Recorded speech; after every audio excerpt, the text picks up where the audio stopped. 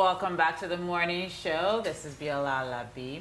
We're going to talk more with my guest that we had earlier about the ecosystem around fintech, about raising money in Nigeria, and about empowering more women in the technology space.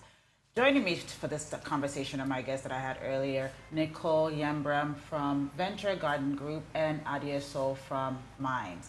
Welcome back, ladies. Thank you. So it's really exciting. It's not a lot of times that we have two women in tech that we get to actually talk about empowering women and empowering and talking about the ecosystem around, especially raising the most critical part of funding, which is that early stage funding.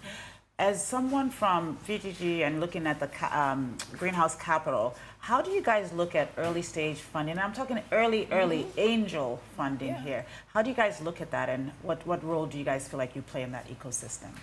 So we feel like we add, validity to a company. So what we'll do a lot of times, even if a company may be a little bit early for us, is we'll reach into our network of people that we think this may interest you and say, it may be a little bit too early for us, but you are, in oil and gas. Why don't you look at this company? You are passionate about healthcare. Why don't you look at this company?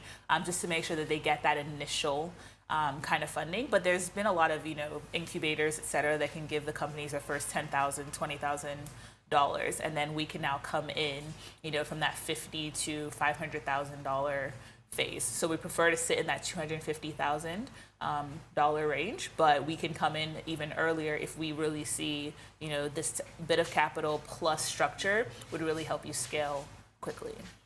Adia, how do you advise people that are looking for that $10,000? Let's say they're looking for that $10,000. How do you get that first $10,000? Where do you advise people to go to for that? I think, like Nichole said, it's about networking, who you know, who you ask for help, right? But I think one of the things, half the work is knowing your value and knowing what your value proposition is. So in my previous role before I joined Minds, I was a director at Nine Mobile, and I got to work with a lot of third parties who wanted to launch services to the consumer base that we had.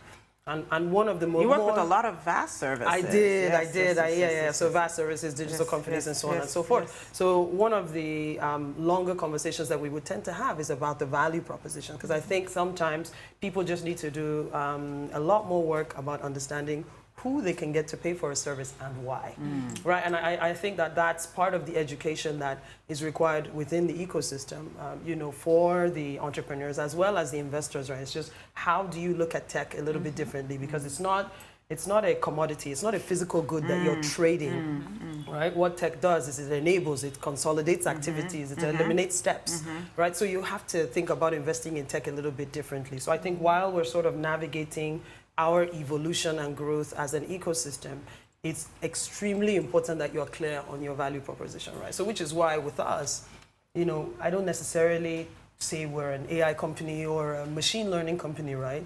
We enable credit as a service. That's the problem we're actually solving. So it's not technology for the sake of technology. Exactly. It's technology that applies to a real problem that people understand. And solving problems. Yeah. And so as people are sort of thinking and they're sitting at home, we all know that globally there continues to be an issue around female engagement, female empowerment, especially in raising money when it comes to VC funding. You mentioned an abysmal number earlier. How do women approach this differently? What is blocking women from raising the type of money that men are raising on a daily basis? Nick, you want to go first? Sure. Since you do this every day. Yes. So I mean, we looked at these kinds of things when we're having conversations with potential partners. And so, for example, at Greenhouse, we have a 10-item kind of minimum criteria, right, before we do a deal. So studies have shown that a man would look at that criteria and say, I fit 5 or 6.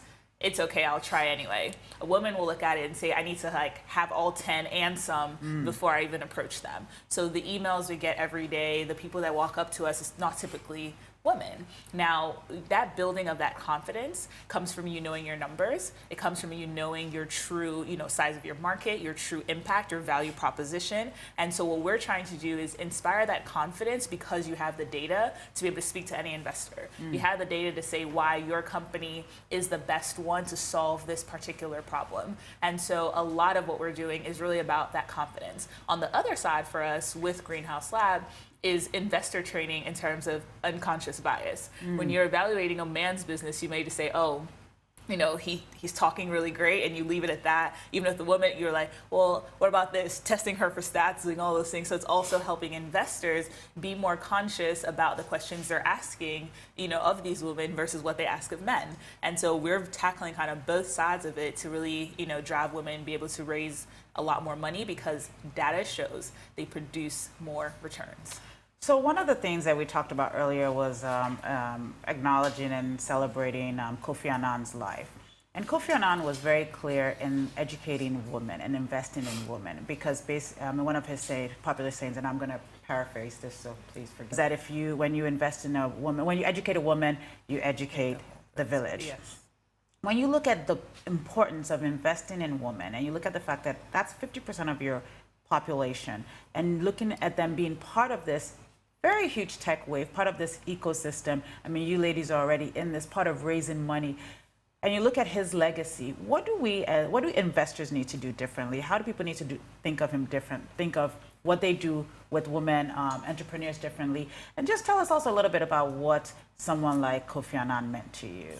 I'll let Adia start. Man, I mean, he's Africa's son, a real gift, and it's a real loss. I mean, I think. For me personally, after Mandela is Kofi Annan. And I think that to speak to your point about tech and women, I think tech offers transparency. So wherever there's tech, you can now track what's going on as much as you want to, or as little as you want to. So what that means is that it helps to sort of eliminate things like bias, right? And then you can sort of make decisions based on the ability to deliver the result. So if the result is there, it's not a case of what state is this person from, how old are they, you know, are they a man or a woman, are they a mother or not, you know, that all doesn't, you know, matter. But I think, you know, there's a quote of Kofi Annan's that resonates deeply with me and what we do at Minds, and I'll try to quote it properly. It's to live is to choose. To choose well, you have to know who you are, what you stand for, where you're going, and why you want to get there. Now, these are very sort of complicated questions to ask of self that you can't do when you're under financial pressure. You just can't start thinking about where am I going, why do I exist? You can't do Especially that. Especially school fees is looming. You can't. You have to feed kids. It's really hard to It's very tough to find that peace within yourself to start to choose well and to live the kind of life of your dreams. So I think what we do at Minds is try to relieve that pressure by providing, you know, financing so that people can live well. And I think people in emerging markets especially, you know, that is our struggle. And that's definitely something that, I mean, I'll miss Kofi Annan. I mean, and his leadership, his wisdom, you know, and quotes like that that give one a sense of you know, purpose. You know? I find that all his quotes, just like him, are like patient, and you have to think. It's almost like you almost have to like be zen into him. Like, okay, what is he saying here? Nichole, actually have the same question for you as well. So I actually had the honor of speaking to him about 3 weeks ago. I'm an Obama Foundation leader. Okay. And congratulations on that. And I got to ask him about difficult moments and if there are things that he would change, you know, looking back. And I asked him specifically about Rwanda. And he gave me the most chilling and thought-provoking response about understanding context, about being able to make tough decisions and living with it. And the stories he shared about literally stopping wars, saving lives, all of those things. And, you know, what was chilling about it is the title of the panel was titled The Elders Passing the Baton. And so yesterday, all the Obama leaders were like, yo, he really handed that over to us. Like, we have to now be responsible for this future of Africa. Like, he literally was like, I am here to tell you guys, this is what we have done. It was him, Madam President Ellen Johnson Sirleaf, and Prime Minister Brahimi, and they said it's for you guys now. And we all kept reflecting yesterday, like, this is us, right? And the theme of being an Obama Foundation leader is we are the ones we've been waiting for. So I take that even to women in investment, right? I am not waiting for Silicon Valley or anyone else to come and put money behind brilliant women. I am the one that I have been waiting for. I am not waiting for them to say, you know, this company's doing this. Like I am Because you're here. I am here. You're here. I You're am seeing here. the impact. Absolutely. And you're making those decisions. Absolutely, absolutely. So, you know, he's passed the baton and, you know, ready to take it forward. Wow, I think that is a message for all of us. That is a baton that has been passed to all of us to ask questions, to really take responsibility. I mean, I think he was someone that just sort of accepted his own mistakes and was very open about them. And I think that is, to me, that is the biggest lesson that we need to sort of teach the next generation, is that we have to be able to say, well, we kind of called this wrong. Yeah. So now, I mean, mine's 13 million. How much do you guys have? How much do you guys have in your fund? So, today? well, VGG raised $20 million, and so we're looking to deploy between 5 to 10 million now for Greenhouse, but we're going to raise next year to be able to do even more for companies across Africa. So who are the people that should be coming to you to ask you for money? Yeah, teams. So I believe in founding teams that are solving a real problem and that can properly articulate why they are the right ones we should back. Because I invest in people, right, versus just the idea. Because a lot of people have the same idea, but are these the right people that can take it to that next level? So if you believe that you are, if you believe that you're open-minded and you're diverse and you want to build me a billion-dollar company, approach us, right? But make sure you're solving a real problem and you're open to collaboration and partnerships across the globe.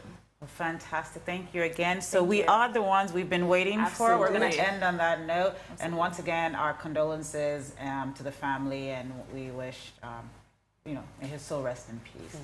That's the end of our morning show today. Thank you for watching. From our entire team here in Lagos, enjoy the rest of your morning and, of course, the rest of your day.